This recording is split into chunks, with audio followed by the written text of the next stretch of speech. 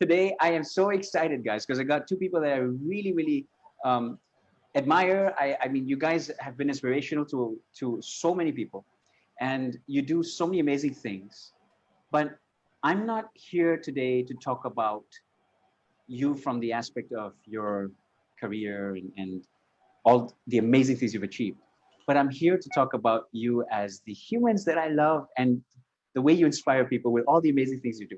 And so today's topic was something which I found really cool. And before I just get into it, because the way I am, I want to speak quickly about all these things. It's so exciting. But let's introduce you guys. Okay, so I'm not going to do this. Oh, let's do a whole show introduce. I'm going to let you introduce yourself. So I've got Andrea and Gautam, and ladies first. So Andrea, tell us about you. Thank you so much for having me on the show. Welcome, welcome, welcome, everyone. I'm a presenter, a confidence coach, a really happy and enthusiastic person. And I hope that today we are going to be able to shine as much light as possible and answer all your questions, in my case, around confidence and speaking on stage with power and confidence. And speaking with, carefree and this light that you bring that we're all going to witness today. So I love it. Can't wait, Andrea. Thank you for being here. And my friend Gautam. Thanks, Rajiv. An absolute pleasure to be on your show. For me, born and brought up in London, spent 20 years there, 20 years in Dubai, and now currently located in Mumbai, part of a father and son family business. And to me, that's really how we built our business over the last 25 years. It's really been relationship driven and looking forward to providing value, sharing stories, and my journey in any way that I can contribute to adding value to the listeners who are with us today. Thank you. Awesome. And I want to say hi to all our guests on Zoom. I mean, there's so many amazing people here. I can't wait for everyone to meet everyone. Okay, so that's the excitement I always have. And then obviously on Facebook, I always thank everyone for just coming. They ask such amazing questions. It's always because of the people who come and talk about the things. You guys know so much. So I'm going to get right into it. So today I want to talk about, I know public speaking is a big thing, especially now with the pandemic and, with a lot of people now in front of the computer screens, some by default had to start doing this, had to get on Zoom, had to start, doing their work from their computer desks at home or whatever. And so, even if you're comfortable or not, you somehow have to deal with it. So I thought, hey, let's talk about this. All right. So let's talk about public speaking. Let's talk about confidence. And these two, put them together and then you get the both of you, right? So, okay, let's start with Gautam. Gautam, so there's a study that says that one of the biggest phobias, okay, is public speaking, right? So how can someone, what are some suggestions you have for the everyday person who now, wants to try to get into public speaking? What are some tips you have?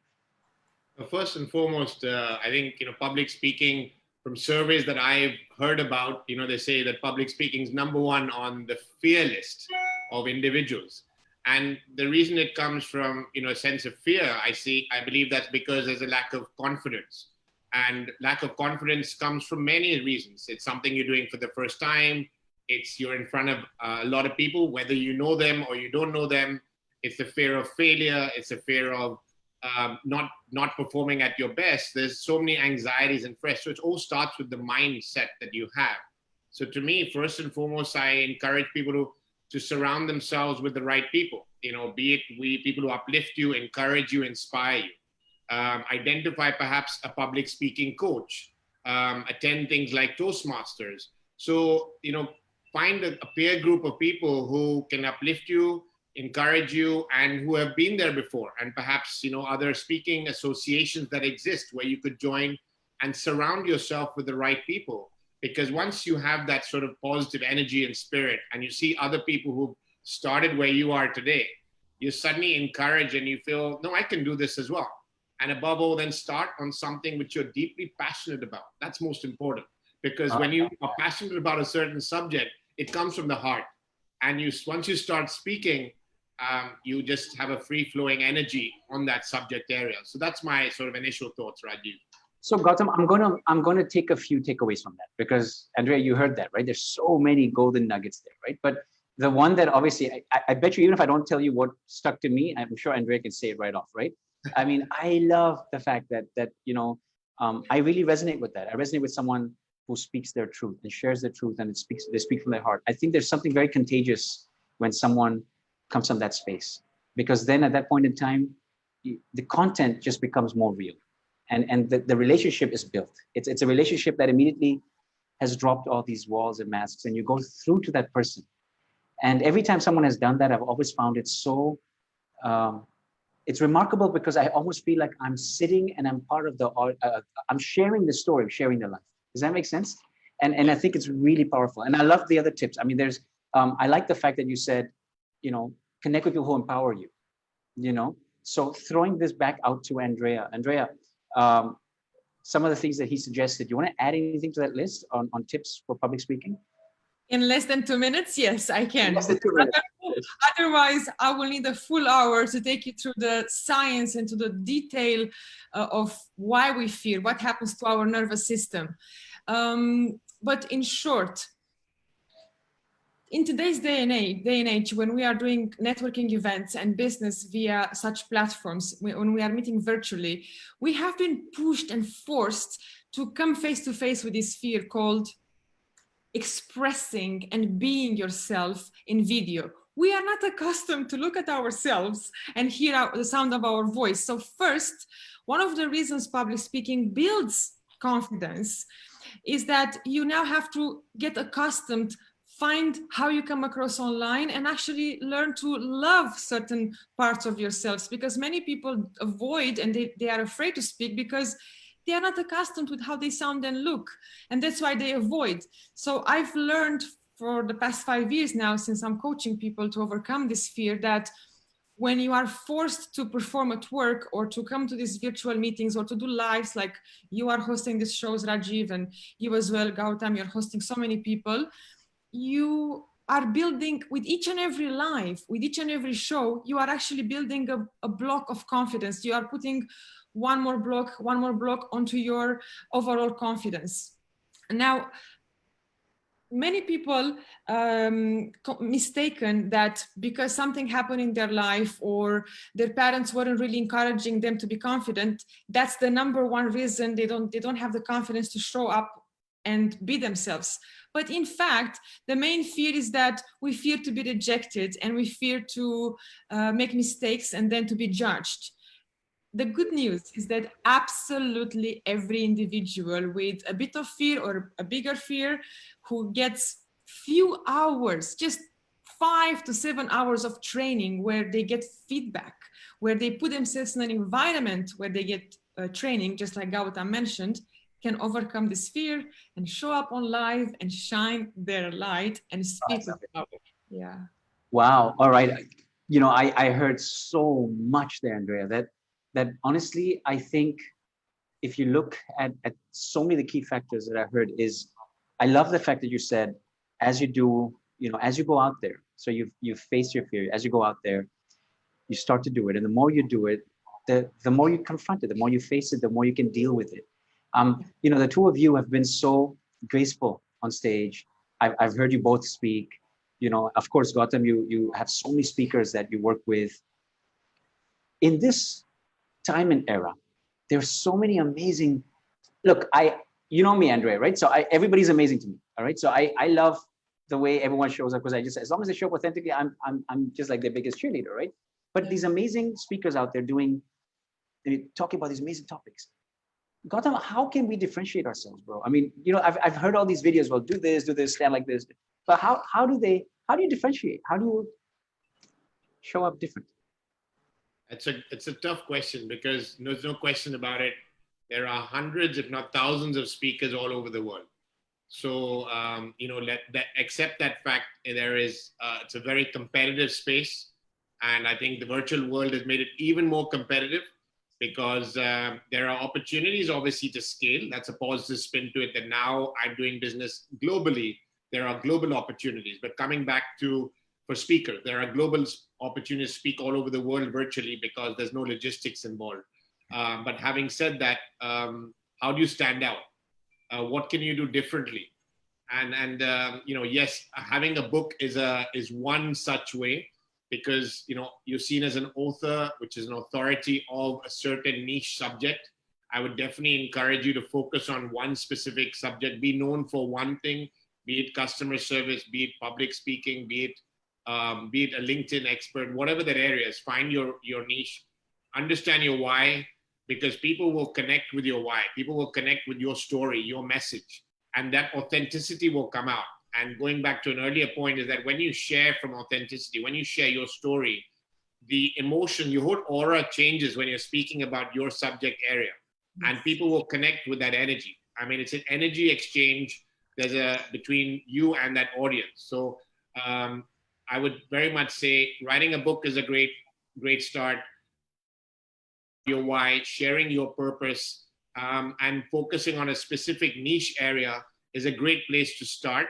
And it's a slow and steady journey. You need to build your personal brand in your local market, in the regional market, and then eventually globally, so that people come to you because they've seen you provide value. Last suggestion I would make as well is the strategic value you can add online, be it LinkedIn, be it your social media platform.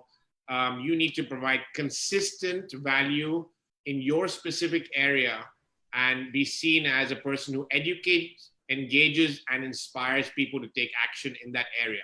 So that's something that, I would say as an overview, because people fly in, fly out. Consistency is absolutely key. I love what I'm hearing. And to be honest with you, you used words like purpose and the why, which, these are very powerful topics. I wish more and more individuals put more effort into this, because a lot of times there is so much potential out there as a human. Forget what you do for a living. Okay, so let's say as a human, and if you can just identify your bigger reason and the meaning behind it, it's so powerful. And when you bring that on stage, it does differentiate you. I do like that. I want to congratulate you on your book. I know you have this book that's out. So congrats, Gautam. Really excited for you. I'm sure a lot of people are excited to get that book as well, bro. So, Andrea, this is turning into an interview, which I don't need to do. So I'm going to turn this into a conversation real quick again. But you heard how Gautam spoke about differentiation. Yes. And I've known you now for so many years. We go way back. We go back to the day that we were acting. 14 years. Can you believe it? So we're so young, maybe 21, right? So I'm saying that, so, we go back to the time when we were acting together, we've modeled together, and we both have evolved. Yeah. And I think that one thing that both of us had in common all along was we pivoted towards our truth. And when I watch your journey, I love to ask this question, because it's such a powerful question. What moved you forward? What kept that pivot? What kept that, that momentum? A very strong need to know who can I be more. I'm always curious, if I've reached so far, how much more can I be? It's a sincere and power and strong curiosity. I'm curious in my later, 5 years from now, then later in my 40s, then later when I'm 45, how much more can I be? How much more can I know? How much more can I travel and earn and help? I'm genuinely curious. I'm driven by curiosity. Plus, I'm never satisfied with the status quo. As soon as 6 months, 1 year into doing something, I'm like, I want more. There is a natural hunger for becoming more. I demand a lot from myself. And I love when you say that. You say, I demand a lot from myself. And what I'm hearing is, I'm here to create impact. I want to see how my life counts. And that's really powerful, Andrea, and that's really, really powerful. Guys, I'm kind of hoping, and I know that on Zoom, we have some people there, but there's one special person that I'm hoping is already here. She is, now we spoke about a few things today, and she is an example of someone innately who has kind of just stepped into that space, Andrea. And she, I wanted to give her an opportunity to meet the two of you, okay? Because she's like, so a few months ago, I was on her show. There we are. So Ria, can I tell everybody about you before I start asking you questions and say, hey, what's up? Hi, cutie. Yeah, sure. Hi. So if you guys don't know this amazing angel, she's the daughter of a friend of mine. He went to school with me back in the day. And so Arjun reached out to me and he said, listen, my daughter Ria has this show, and she loves what you do with well-being at work and all this amazing stuff. And I want you to, she wants you to be on the show. And I was like, oh, dude, I'd love to. So I went on the show, Gotham, thinking, okay, it's a podcast. How hard can it be? And Ria showed up like this. She rolled up her sleeve and she goes, hi. Right? And then the rest is he owned the show, right? And Andrea, I'm telling you, here's someone who, Ria, go ahead, introduce yourself. Tell everyone what you do. You're awesome. Hello, everyone. Thank you for that lovely introduction, Mr. Daswani. It's an absolute honor to be here. I'm actually like really nervous to be here in front of such great speakers, but I have a YouTube channel called RALS. Yeah, and we basically spread a lot of positivity. And I started this YouTube channel 5 months ago when COVID was really deadly and it was really, everyone was scared of it. So what happened was all my family friends, and they were really like low and they were really sad about what was going on. So I decided I need to do something, and I had a lot of hope. I knew that this was going to go somewhere and it was going to end very positively and very nicely. So I decided, why not bring all that positivity? Why not bring all of that hope and share it with the world? And that's what my YouTube channel does. I do interviews, I share positive messages, we do moral stories, I share many different things. So Ria, first of all, I'm honored because I was one of those guests. And I'm like, yes, I'm on the Ria show. Woo! So Andrea has got 0. Gotham has got 0 because I was on that show, right? So, but that said and done, these two are often on stage, Ria. And I know you told me about, hey, Uncle Rajiv, I want to get on stage and I want to speak in front of millions of people around the world. So I said, guess what? I'm going to get you on this show today because Uncle Gotham, what he does is he represents lots of amazing speakers. He himself is a speaker. So he can tell you 10 times more than I can tell you about speaking on stage. And then Auntie Andrea, who's only, I think, 21, but she has a lot of experience. She is one of those confidence coaches that changes people's lives by literally, helping them remove that mask when they go on stage and they speak. And she's a very, very well-known speaker, a hostess. So Ria, if you don't mind, since you're the celebrity host, can you ask them a few questions that you feel you would want to ask them real quick? Really quick, yeah? Yeah, sure, why not? So I feel it's very important that children speak the truth. So I was wondering, what would make a child lie? What would be that drive? And then what tips would you give them to overcome that and like make them speak the truth? That'd be my number one question. Is that question to me? I hope not. Whose question? Is that to someone else? Who's that? All of you can answer it. Okay, who wants to go? Uncle Gotham. Your question is, what would make a child lie? What could possibly make a child lie? Yeah, and how they can overcome it with some tips. First of all, they should be friends with you. That's for sure. Thank you. I'm honored. Secondly, when we want to grab onto a lie, like Rajiv said beautifully, we are wearing a mask because we are afraid. What if we make a mistake? So we are saying a lie, and it's an innocent lie. And if that particular child practices 2, 3, 4 times before going live or doing a presentation, he will be more comfortable to just show up and say whatever he or she wants to say. That's my answer. And thank you. What an amazing question. And you sound amazing. Oh, thank you so much. Ria, can I add a real quick point as well? So Yeah. What's really beautiful about the truth is the truth empowers you and expands you, right? So when you speak from that space, it's natural. It's a natural space, right? And when I definitely you don't agree. do that, you constrict yourself, right? And it's very stressful. It's not. So I don't see any other reason why anybody should not share their truth, right? And I think Andrea nailed it when she said, it's done from a space of security just to feel safer. But the truth is, once you start speaking the truth and you get vulnerable, you can really open up and connect with people. And that's why you've connected with so many people, Ria, through your show, right? Thank you. Okay, one more question, Ria, and then we're going to have. I'd love to respond to that question, actually. First and foremost, I love your energy and your smile. That's a great start for any speaker. So you're off to a great start. Before you were speaking, I was already engaged because your smile is contagious, and adds a lot of positive energy before you even began speaking. Thank you very whilst I- much. You're welcome. Whilst I agree with what Andre and Rajiv said, I'd give a slightly different spin to the when it comes to lying and children.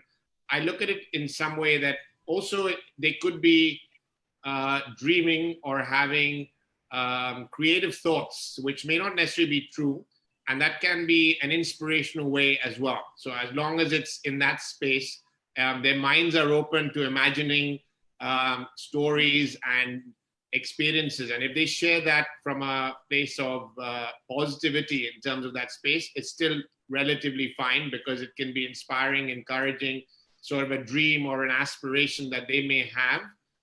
From that context, it's still fine, but obviously otherwise nothing like the truth. I Awesome. agree. Ria, one more Especially on- question, a short one, a real short, because I want to get everyone on Zoom in. Okay, so come on, Okay. hostess, let's do it. Let's nail this one. Come on, let's go. This one is going to Confidence. be a hard one. Okay. Are we So talking about let's confidence, Ria? For example, let's say there is a child that is getting bullied, and the bullier sees you, and they say, "Oh my God, listen, be quiet. No one should know this." And then they say, "We're both going to get in trouble if people know. So just tell that you saw nothing." Then how would you react? Of course, you're going to be like, what would you do? Because I would be like, no, that is completely wrong. I would want to speak the truth. But what if a child decides, oh my God, I'm afraid of that bully. What if he tries bullying me? How would a child get through that? Wow. First of all, Ria, let's take a second here. Bullying is a very, very deep topic. It's a brilliant question. Thank you for bringing that up. And for those kids who are experiencing that, my heart goes out, because it can be a real change, life-changing experience. So we acknowledge that space. It's definitely a tough space to be on the side of the receiving. And if I heard you right, the question was, if a bully is bullying you, but they don't want you to speak out against the bullying, is what I'm hearing, correct? So Yes. because they know that if you do, they'll get in trouble, correct? Mhm. This is what you're saying. Okay. Okay. So great question. Guys, what do you guys have something to add here? Very- First of all, so I will be very quick, under a minute. I have invented something called the confidence shield, where not only children, but actual employees and professionals need to use this confidence shield, because also grown-ups, they kind of throw some words at them, one another, and it might look like bullying. Okay, so it's something that we have to be equipped to work with. One question that the child who is being bullied can say to the bully is, "Why are you saying that to me? Are you trying to hurt my feelings?" That's one question. So you're defending yourself, but you're having this question: "Why are you saying that to me? Are you trying to hurt my feelings?" Another question can be, "Come again? Can you repeat that slowly?" So you are forcing the person to say that again, and most often people don't repeat it.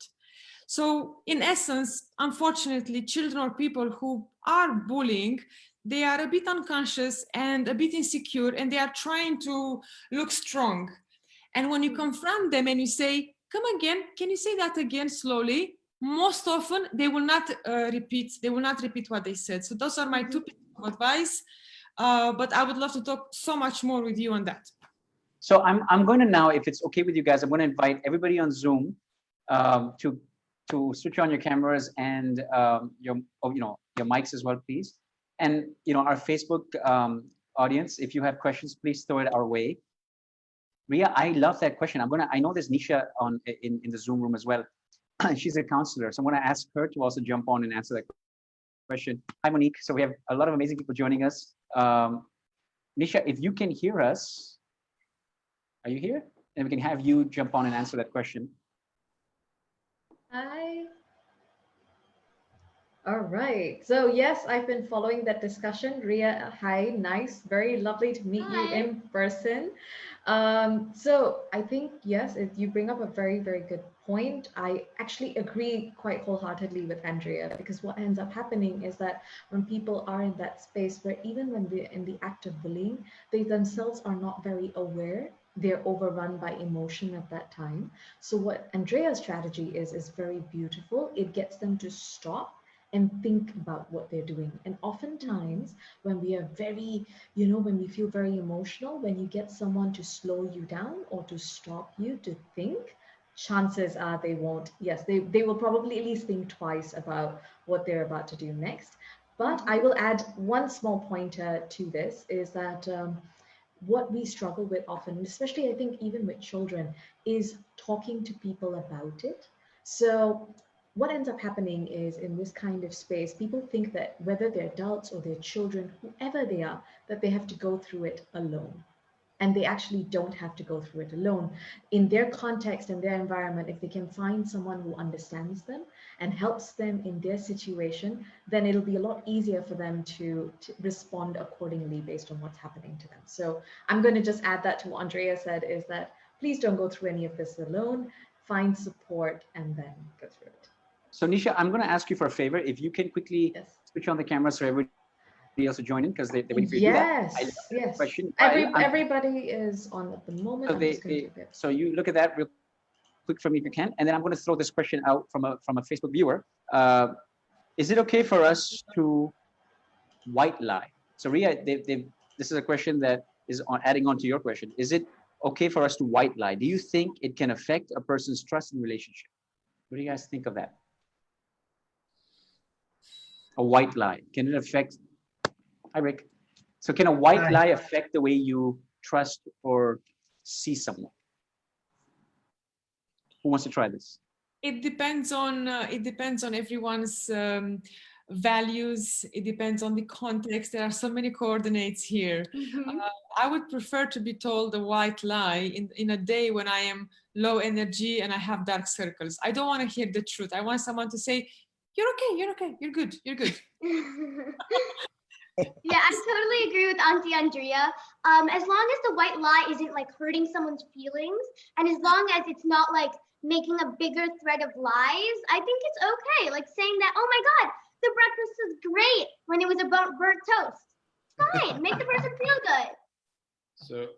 So if it's something lighthearted and as you said, with good intentions, and it has no repercussions, then it's something that we should take in our stride. Not a practice, but take in our stride in that context. You know, I read somewhere a statement that said that if a white lie could help someone move themselves forward, and it had a positive outcome, then it almost makes it's okay to do that, right? So I guess it's a context, right? I see so many amazing faces on screen and so many people I admire, and you guys are, I'm so happy to have you all here. You guys have been following this conversation. Anybody wants to quickly throw out something about speaking in public or confidence, anything that sticks to you that wasn't said that you want to throw our way? I certainly want to go back to what was said at the beginning about the heart.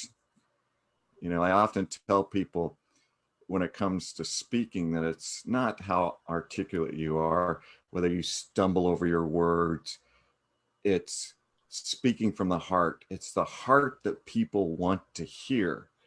And when they can hear your heart, all that other stuff, no matter how well you do it, will just be forgotten, because it's the feeling that you create in connecting with your audience.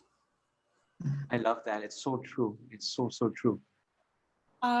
For most of you don't really know that I've started speaking English proficiently and in a good way only since 2012. And at the beginning, when I was struggling to reach to this level, I used to say to people, my English is bad, but my heart is good.